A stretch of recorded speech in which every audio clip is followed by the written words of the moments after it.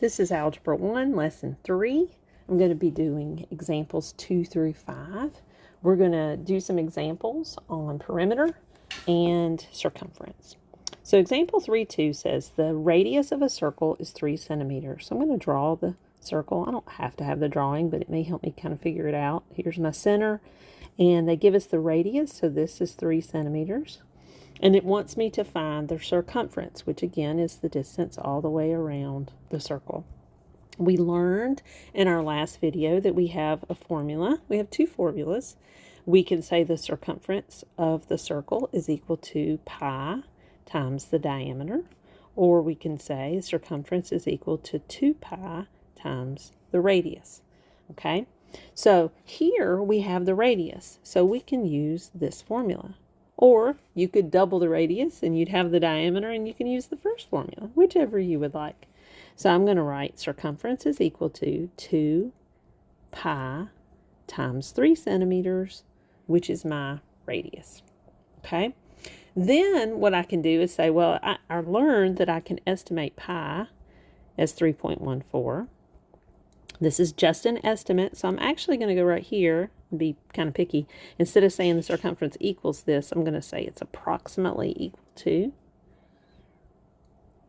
And then when I multiply these out, okay, I'm going to, you can multiply them in any order because it's all multiplication. So what I might do is say 2 times the 3, which is 6, and then do 3.14 times 6. 6 times 4 is 24.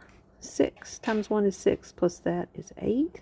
6 times 3 is 18. I have two numbers behind the decimal in the problem, so I'm going to have two numbers behind the decimal in the answer. So my circumference is approximately 18.84 centimeters. Again, approximately, because we rounded the value of pi.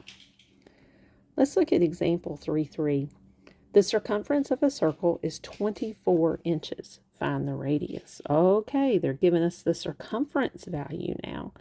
The total distance all the way around that circle is going to be 24. I think that said is it inches or meters? Oh, it's meters.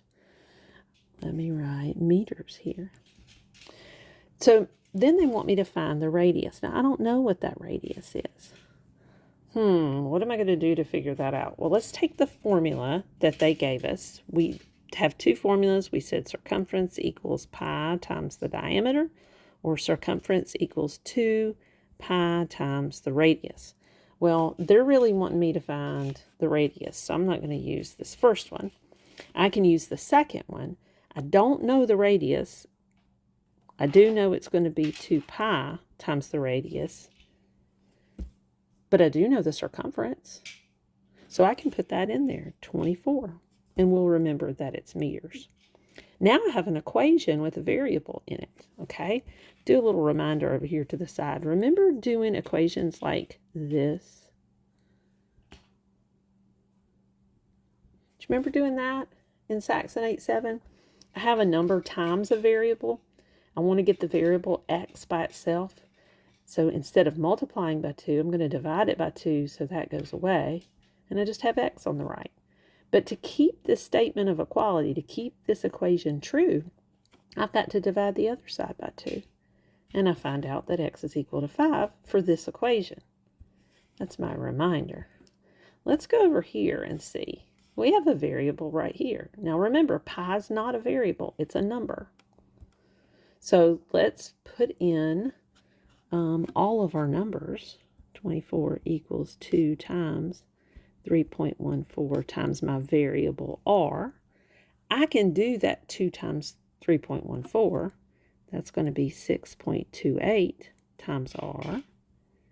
And then look here, it's kind of like this situation where you have a number equal to a number times a variable. They're multiplying r times 6.28. So what we can do is divide both sides by 6.28. When we divide that, and I would probably use a calculator right here. We use calculators in Algebra 1 for some of these calculations. We're going to get 3.82. because you've proven in your previous math classes that you know how to do decimal division, right? There we go. 3.82 meters is equal to my radius. So if I know the total distance around, I can find out what that radius can be. Now, a real life problem for this might be if you're going to do a fence, okay, you know that you've got 24 meters of fencing that you're going to use. Perhaps you're going to make a pen around your chickens, okay, or a fence around your pool or something, and you have 24 meters of it to work with. You could figure out the radius of the circle that you can make for that. So it's pretty practical. All right, let's look at example 3.4. It says to find the perimeter of this figure. Dimensions are in inches. Now this is what I alluded to in another video where you're going to have combos. You've got a polygon meeting up with part of a circle. So first we got to figure out some missing lengths. So if I know that these are right angles and I know that this distance here is 10, I can't just say, oh, this one over here looks like it's 10, okay? I have to look and say, okay, there's a right angle, here's a right angle, so this has to be perpendicular, so I know this is 10. Don't go based on what you think it looks like, okay? But I can deduce geometrically that that's going to need to be 10. Now, how do I know what this side is? Well, we don't know right now. Let's go over here and see, what do we know? We know that the radius is 3, okay? And that radius really could be here, that's 3, or it could be here, that's 3, or it could be here, that's 3, or even here. What if I put it here? Let's do that. Let's swing it around. This radius would have to be 3. And if I put it here, this radius would also have to be 3. That's helpful because that means we now know that this side has got to be 6. Because here's a radius that's 3 and here's a radius that's 3. So you may have to figure out some of the distances. And again, don't do it based on what it looks like. Use what you know about geometry to figure it out. Now, they want us to find the perimeter. Again, the outside boundary. So I'm going to start, let's start here. And let's walk this way. So we're going to go 10. And then we're going to go 6. And then we're going to go 10. Okay, so 2 10s is 20. And then a 6. So that's 26. So the yellow part that I've got there is 26. Let's see if we can figure out another part of it here. Let's figure out this curved part. All right, it's part of a circle, right? If you continued that circle all the way around, it would be part of that circle. So let's figure out what the circumference of that would be. It would be pi times the diameter, or I could write 2 pi times the radius, whichever one I want to use there. I have a radius, but I can easily see that the diameter is 6, so let's use the top one.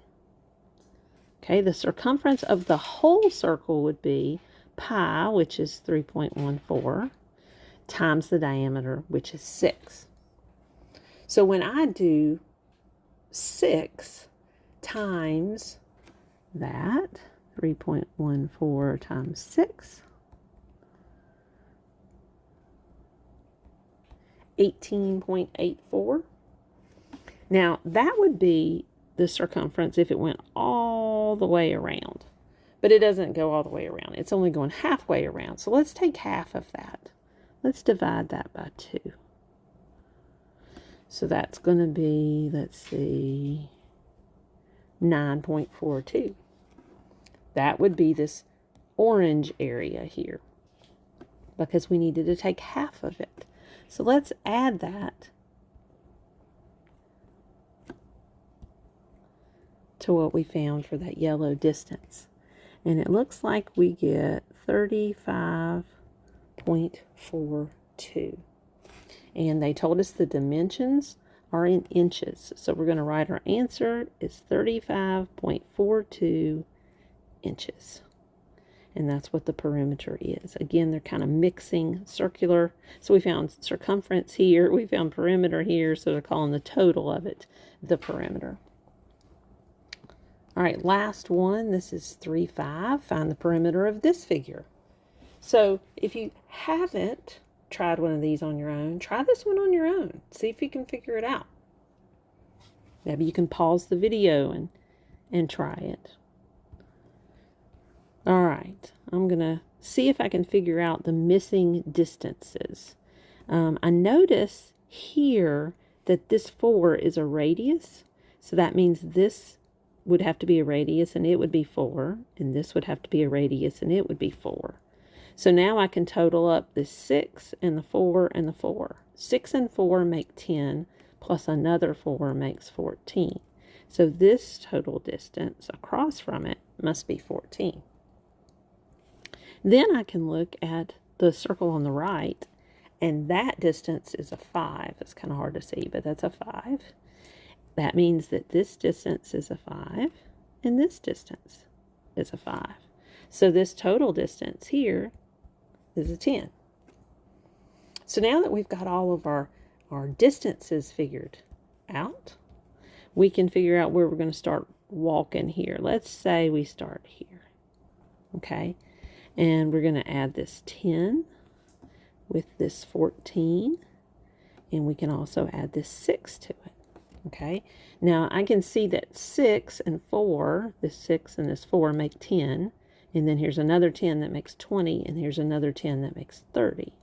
That's a fast way to add it up. So the orange distances are 30.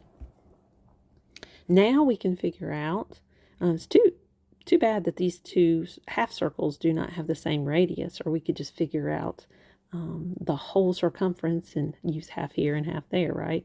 But they have a different radius, they do. So let's take this first one. I'm going to color it. We'll use this color here. Let's figure out that. That's going to be circumference is equal to pi times the diameter, or 2 pi times the radius. I can see that that diameter is 8.